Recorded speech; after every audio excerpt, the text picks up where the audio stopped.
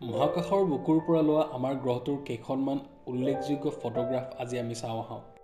নাছাৰ Apple' 17 মিছনৰ সময়ত 1972 চনতে লোৱা এখন বিখ্যাত ছবি হৈছে দ্য ব্লু মাৰ্বল। আৰু আপোনালোক বহুতেই এই ফটোখন বহুতো জেগাত দেখিছে। দি আৰ্থ ৰাইজ এপল' 8 মিছনৰ সময়ত চন্দ্ৰক পৰিভ্ৰমণ কৰি থকা অৱস্থাত মহাকাশযানখনৰ পৰা লোৱা এখন অনন্য সুন্দৰ ছবি হৈছে দি আৰ্থ ৰাইজ।